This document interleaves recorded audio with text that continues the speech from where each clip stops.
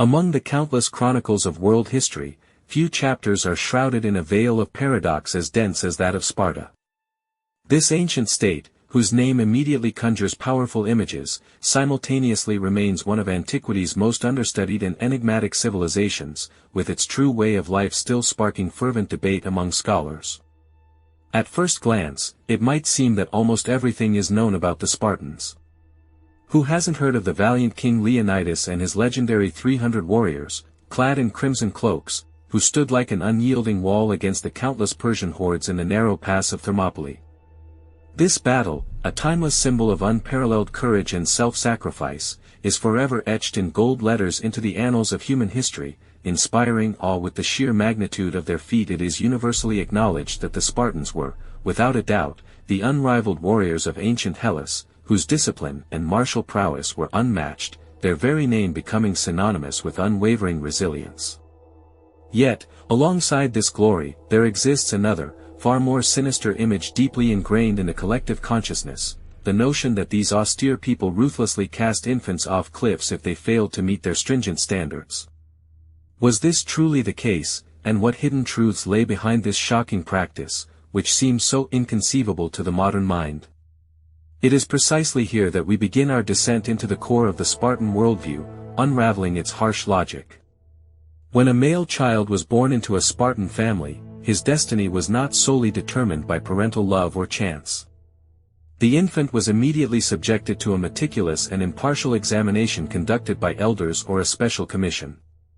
Every inch of his tiny body was scrutinized with fastidious attention, searching for any, even the slightest, signs of physical defects, weakness, or deformities. If, during this severe assessment, any deviations from the ideal were discovered, if the child appeared frail, sickly, or had congenital defects, his fate was sealed. Such an infant, without hesitation or regret, was immediately deprived of life, deemed unfit for the rigorous trials of Spartan society and future service to the state.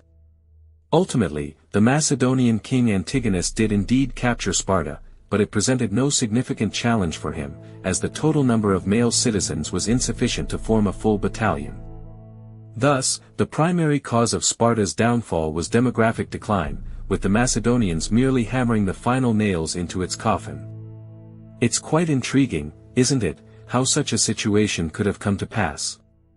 Why, while other ancient cities rapidly expanded despite wars and epidemics, did Sparta steadily plunge into a demographic abyss? Of course, one could joke about the Spartan custom of throwing weak and unsightly infants into a chasm, but such a complex situation is unlikely to be explained by a mere witticism. Therefore, let us attempt to delve into this question, so to speak, from within the Spartan state structure. It's worth noting immediately that the forthcoming immersion will be truly extraordinary. Sparta's system was so strikingly different from anything familiar to us that it seems such an existence would only be possible in fantasy worlds. A real society, it would seem, simply could not be organized in such a way. Nevertheless, all of this is historical truth. Spartans strove with all their might to create a society of maximally equal people, devoid of poverty, wealth, and any individuality. The entire city was meant to function as a single organism, from the simplest warrior to the king, and, it must be admitted, for a long time, they succeeded. Today, we are all in for an astonishing journey into the wild world of ancient Sparta, its harsh customs, unique approach to sexual education, and distinctive economic system. We should begin with the fact that the Spartans were not the indigenous inhabitants of Greece. Their ancestors arrived in these lands during the period of the Trojan War, approximately in the 12th century BCE, and completely obliterated the existing Achaean culture. Like many other tribes, they began to trace their history back to a character from Greek myths. In the case of the Spartans, this heroic progenitor was Heracles. Yes, for those unaware, it should be clarified, all the heroes of ancient Greek myths known to us, from Perseus to Odysseus, were not Greeks in the modern sense of the word. On the contrary, they were representatives of that preceding civilization which flourished in Greece from the 16th century BCE. Then came the Bronze Age collapse, a catastrophe of colossal scale, when almost all civilizations in that region were destroyed in an astonishingly short period. The causes of this event remain a subject of active scientific debate, with various factors cited, from climate change and barbarian invasions to the inefficiency of the economic system. For Greece, all these upheavals turned into a true nightmare. Civilization collapsed, ushering in the so-called Dark Ages, a period so grim that even writing disappeared and had to be reinvented. Greece began to be settled by the descendants of wild pastoral tribes, the Dorians, and the local population found themselves in the position of slaves. A simple example to demonstrate the degree of degradation: it is believed that the famous Odyssey, although it recounts the times of the Great Trojan War, was written by Homer precisely in the Dark Ages preceding the Dorian conquest. And there, Odysseus, in essence, lives in a house he built with his own hands, with particular emphasis that the house was built around a tree stump that the hero could not uproot and use as a basis for his bed. And this, in essence, was a royal palace. In short, it was not until the 8th century BCE that Greece gradually began to emerge from the Dark Ages, with new city-states, now well known to us from history textbooks, emerging, and Sparta was one such formation. That is, Sparta is a contemporary of ancient Rome. At this point, one can almost physically feel someone too knowledgeable ready to write in the comments that Sparta is mentioned in the Iliad, since the entire Trojan War, supposedly, began due to Paris's abduction of the Spartan king's wife. However, we hasten to dispel these illusions. Archaeological data do not confirm the existence of Sparta before the arrival of the Dorians. Thus, in this case, it is most likely that Homer simply incorporated realities relevant to his own time into the historical narrative. In essence, the true Sparta arose from the unification of 4 settlements located in the Eurotas River Valley. A notable feature of its state structure was that it always had 2 kings, an extremely atypical phenomenon for the Greek world. This is explained by the very nature of its emergence. The 4 villages initially formed 2 alliances, each with its own ruler, and then these alliances merged into a single state, but decided to avoid a struggle for supreme power, retaining both kings. But then something happened that was not observed in other parts of Greece.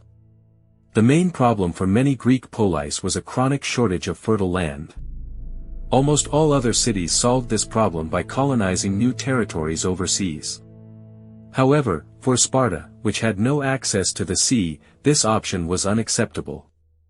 And so they turned their gaze to their closest neighbors. Spartan kings from the very beginning waged continuous wars of conquest, expanding their possessions in all directions, and ultimately extended their power over half of the Peloponnese, which, of course, represented a very impressive size for an ancient Greek polis. Sparta expanded in much the same way as ancient Rome developed in Italy. First, it subjugated neighboring settlements, then more distant ones. The only difficulty arose with the city of Amyclae. The forces were equal, the war dragged on for several decades, and ultimately the sides came to a peaceful agreement. Amyclae became part of Sparta, its inhabitants received all the rights of Spartan citizens, and their chief god began to be worshipped on par with Spartan deities. But not everyone was as fortunate as Amyclae. Of course, the fate of polis that resisted but were ultimately defeated was tragic. They were simply wiped off the face of the earth. This is how the Spartans absorbed the cities of the southern Peloponnese. Do you know anything about polis like Pharos, Helos, and Messene? Hardly, because the Spartans simply destroyed them, although at one time these cities were in no way inferior to Sparta in strength and wealth. The population of the conquered territories had only 2 options for how events would unfold. Well, globally 3, but the case of Amyclae, which was granted equal rights, was exceptional. In general, the first option was not to resist and to acknowledge Spartan rule. Such cities and tribes became perioikoi, something like autonomous enclaves within the Spartan state. Spartan garrisons were stationed there, tribute was regularly levied on them, and they were obliged to fight in wars on Sparta's side. However, otherwise, the perioikoi were allowed to live as they wished. Conditionally, of course. If the ruler of such a city pursued a policy that Sparta disliked, he could simply be removed and replaced by another, more compliant, or even have troops sent in. But overall, the perioikoi lived by their own laws. For Sparta, they were considered foreigners, but Spartans also had the status of foreigners in their territory. In fact, the status of perioikoi also had its advantages. Native Spartans were strictly forbidden from engaging in anything other than military affairs. Therefore, all trade in the region was conducted by the perioikoi. And where there is trade, there is also seafaring. Even the main base of the Spartan fleet, Gythium, was a city of the perioikoi. It should be emphasized that, overall, the living conditions of the perioikoi were relatively acceptable.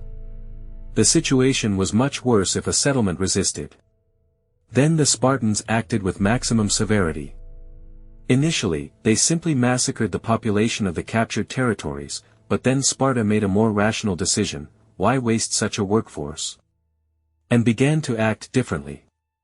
Every captured enemy city was destroyed, and its population was forcibly distributed among villages and became helots. Helots were a kind of slave, but not entirely in the sense we usually associate with the word. Helots were slaves not of individual Spartans, but of the entire Spartan state at once. At the same time, each Spartan citizen received the right to use 5 to 6 helot families, who were obligated to fully support him and his family. Furthermore, Spartans themselves were legally forbidden from trading or working the land. But they still needed to eat somehow. However, the helots were not in full ownership of their masters, they were, so to speak, leased out. A master could neither sell his slave nor free him. He could only collect rent. But the authorities could, at any moment, revoke a citizen's right to helots. Helots lived separately, in their own villages, with their own families. They sowed the land, and could use the remaining products as they wished and even sell them, since the Spartans, preoccupied with war, did not interfere in the helots' economic affairs. A common Spartan was a poor slave owner in the traditional sense of the word. He did not organize production, did not manage the estate. In short, he did nothing at all, but merely received provisions from the helots. Otherwise, the slaves had relative freedom. Of course, this did not make their lives particularly better. Spartans deliberately kept them in such a position so that they could not develop and organize a rebellion. Helots were forbidden from leaving their villages, forbidden from owning weapons, and even forbidden from singing war songs. Spartan propaganda depicted helots as second-class people. This attitude will now be demonstrated with 2 examples. The first tradition: annually, the Spartan authorities declared war on the helots. This was done so that the helots officially had no rights, as it was believed that outside of war, any person within Spartan territory was protected by the gods, and killing even a slave could bring a divine curse upon oneself. But this way, everything was thought out: what gods? What curse? We have a war here. In practice, this, of course, did not mean mass killings and for the most part remained mere words. But not always. And this is connected with the second tradition, a kind of initiation rite for Spartan youth. After standard training, young Spartans were sent on a guerrilla war against the helots. 18-year-old youths had to go barefoot and in only cloaks, taking only daggers and short swords as weapons. They had to forage for their own food. During the day they hid in caves and forests, and at night they hunted helots. That is, they literally attacked peaceful peasants. This is akin to Russian landowners arranging the shooting of serfs just for fun. If a newborn was deemed not viable enough, it was immediately cast into a deep chasm. It should be emphasized that this is neither fiction nor a curious historical anecdote. Such a procedure truly existed in their society. Nevertheless, it was not always applied, nor to everyone. The history of Sparta even knows the example of a crippled king named Agis, who was born lame and weak. However, in some unknown way, Agis avoided this cruel custom, and it ultimately turned out that to become a wise and effective ruler, one did not necessarily need outstanding physical strength. Such artificial selection pursued 2 main goals. The first, ideological, was to strengthen the physical and spiritual essence of the people. The second, practical, was to eliminate infirm children, which allowed resources not to be spent on those who were unable to participate in military operations and, consequently, were considered useless to the state. From the age of 7, Spartan children were taken from their families and sent to special educational institutions, known as camps.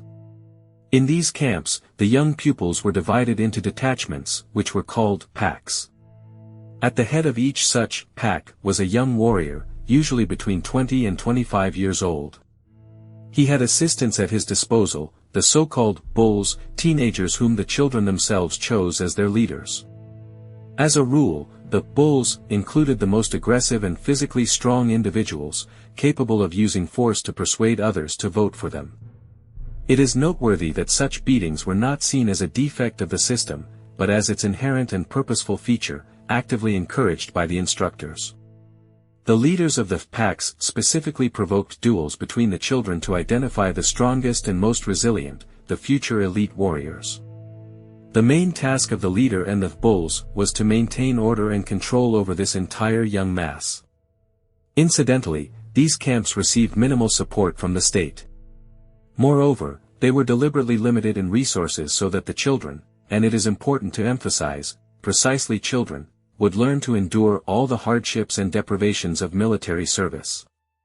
From the age of 12, they were accustomed to walking barefoot, and they were given only one cloak per year, everything else had to be acquired independently.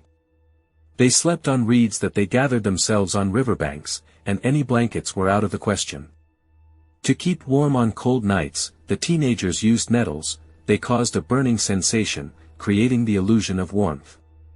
As for food, the process was as follows. When it was time to prepare for dinner, the leader ordered the older boys to gather firewood, and the younger ones to gather vegetables. Moreover, absolutely everything they brought was acquired through theft. According to Spartan beliefs, theft promoted the development of bravery and cunning, so it was encouraged. However, there was a certain line. If a pupil successfully committed a theft and avoided capture, he was considered a fine fellow, worthy of praise and honor. But if he was caught, he was unceremoniously subjected to flogging, but not for the theft itself, but for being caught. The ideal was to endure the punishment without a single cry. The pupil was beaten with sticks and whips, taught to hide his pain and completely suppress self-pity. Regarding the Spartans' endurance, such a story was even told. Once, a Spartan teenager stole a fox cub, hid it under his cloak, and carried it to the camp. On the way, he was spotted and questioned. The youth stubbornly remained silent, while the fox cub began to gnaw at his stomach. But the boy continued to remain silent until the fox cub gnawed him to death. This story is, of course, a legend and did not happen in reality. However, it served as an ideal of behavior that every Spartan was supposed to emulate. So, the norms of behavior were clear, but what else were they taught, besides fighting and unquestioning obedience to superiors? The situation was such that, according to Lycurgus's laws, a true Spartan man first and foremost had to be a warrior. Therefore, teaching him any sciences was considered not only superfluous but even harmful. For it was assumed that such activities could relax them, lead to an interest in humanities, soften them, and turn them away from military affairs. Thus, education was limited to basic arithmetic and writing.